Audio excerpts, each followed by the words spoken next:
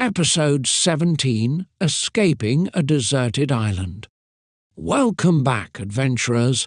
Last time, we explored the breathtaking ruins of Machu Picchu, walking among ancient terraces and temples high in the Andes. Today, we're taking a turn into survival mode. Imagine being stranded on a deserted island, far from civilization, with only your wits and determination to keep you alive. Could you find food, build shelter, and escape? Let's dive into this heart-pounding adventure.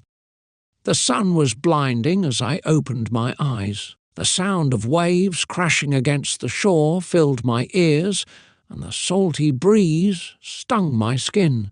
I sat up, blinking against the light. All I could see was sand, water, and a thick line of trees marking the edge of a dense jungle. The small boat I had been on was gone, taken by the storm that had left me stranded here.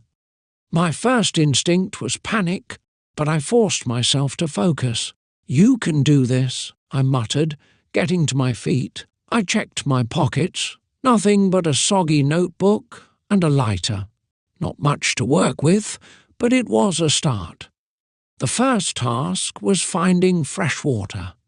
I walked along the shoreline, searching for signs of a stream or spring.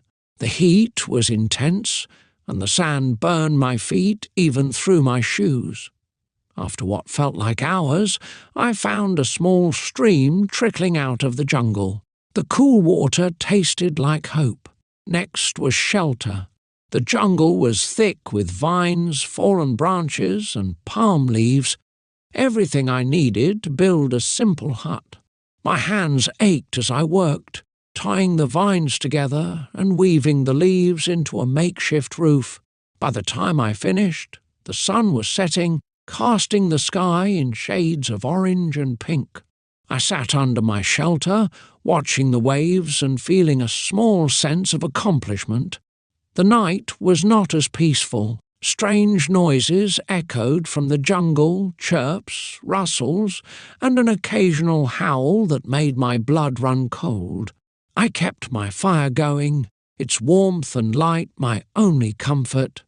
Sleep came in short bursts, interrupted by dreams of rescue and the distant sound of a boat that wasn't really there. The next morning, hunger gnawed at me. I searched the shoreline for anything edible, coconuts, shellfish, anything. A cluster of palm trees offered my first meal, coconuts. Cracking them open was harder than I expected, but the sweet water and flesh gave me the energy I needed. As I explored the island, I found more signs of life, brightly coloured birds, scuttling crabs, and even a small wild pig darting through the trees. But one discovery stopped me in my tracks. Footprints. They weren't mine. My heart raced as I crouched to examine them. They were fresh, leading into the jungle. I debated whether to follow them. Part of me was terrified. What if they belonged to someone dangerous? But the thought of meeting another person, someone who might know a way off the island, was too tempting to ignore. I followed the trail cautiously, every sound making my nerves tighten. The jungle grew darker, the trees closing in around me. Just as I was about to turn back, I stumbled into a clearing. There, in the middle of the jungle, was a small camp, an old fire pit, a few scattered tools, and a tattered tent. It was clear someone had been here, but where were they now? Suddenly a voice called out, "Who's there?" My heart leaped as a man stepped into the clearing. He was thin, his clothes worn, but his eyes were sharp. "You're not alone," he said, a cautious smile forming on his face. His name was Thomas, and he had been stranded for months after his fishing boat had sunk in a storm. Together, we began planning an escape. Thomas had already started building a raft, but hadn't been able to finish it alone. With two of us, the work went faster. Over the next few days, we gathered wood, tied it together with vines, and crafted oars from branches. It wasn't perfect, but it was our best shot. On the morning of our escape, the sea was calm, the horizon clear. We pushed the raft into the water, our hearts pounding with a mix of fear and hope. The waves carried us away from the island, and for hours we paddled in silence, scanning the horizon for any sign of rescue. Finally, a distant shape appeared. A ship! We waved frantically, shouting until our voices were hoarse. The ship turned toward us, its horn blasting through the air. Relief washed over me as I realized we were saved. As I stepped onto the deck of the ship, I turned back to look at the island one last time. It had tested me in every way, but it had also taught me the power of resilience and the importance of hope. I would never forget it. Vocabulary review. 1. Stranded, stuck in a place with no way to leave. 2. Shelter, a place to protect yourself from the weather or danger. 3. Coconut, a large fruit with a hard shell, often found on tropical islands. 4. Raft, a flat structure used to float on water, usually made of wood or other materials. 5. Resilience, the ability to recover from difficulties or challenges. Reading section. The sun was blinding as I opened my eyes. The sound of waves crashing against the shore filled my ears, and the salty breeze stung my skin. I sat up, blinking against the light. All I could see was sand, water, and a thick line of trees marking the edge of a dense jungle. The small boat I had been on was gone, taken by the storm that had left me stranded here. My first instinct was panic, but I forced myself to focus. "You can do this," I muttered, getting to my feet. I checked my pockets. Nothing but a soggy notebook and a lighter. Not much to work with, but it was a start. The first task was finding fresh water. I walked along the shoreline, searching for signs of a stream or spring. The heat was intense, and the sand burned my feet even through my shoes. After what felt like hours, I found a small stream trickling out of the jungle. The cool water tasted like hope. Next was shelter. The jungle was thick with vines, fallen branches, and palm leaves, everything I needed to build a simple hut. My hands ached as I worked, tying the vines together and weaving the leaves into a makeshift roof. By the time I finished, the sun was setting, casting the sky in shades of orange and pink. I sat under my shelter, watching the waves and feeling a small sense of accomplishment. The night was not as peaceful. Strange noises echoed from the jungle, chirps, rustles, and an occasional howl that made my blood run cold.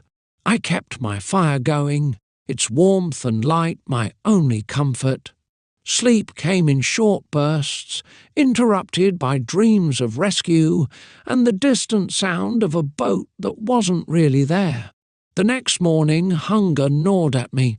I searched the shoreline for anything edible, coconuts, shellfish, anything. A cluster of palm trees offered my first meal, coconuts.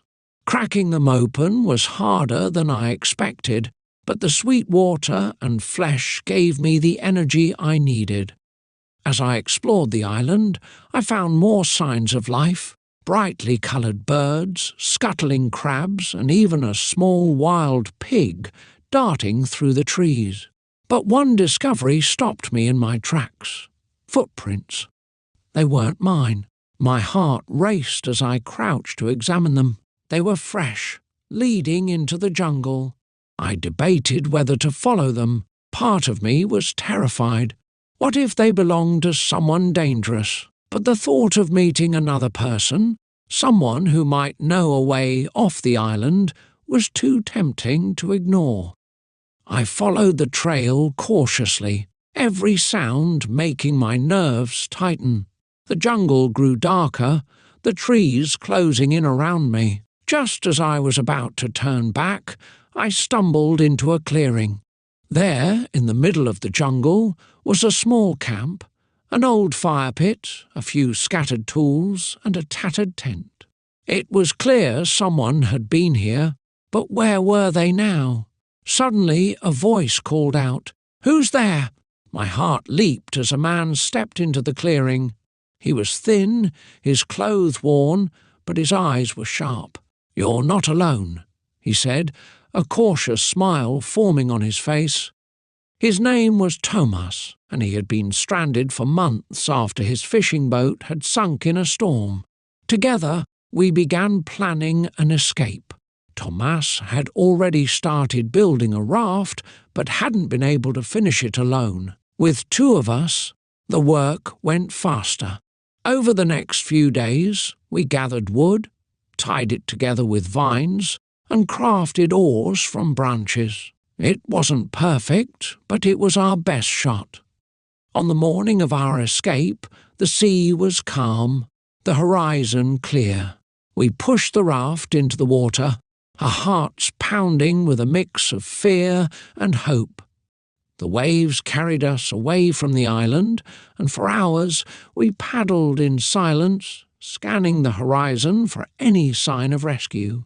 Finally, a distant shape appeared, a ship. We waved frantically, shouting until our voices were hoarse. The ship turned toward us, its horn blasting through the air. Relief washed over me as I realized we were saved. As I stepped onto the deck of the ship, I turned back to look at the island one last time. It had tested me in every way, but it had also taught me the power of resilience and the importance of hope. I would never forget it.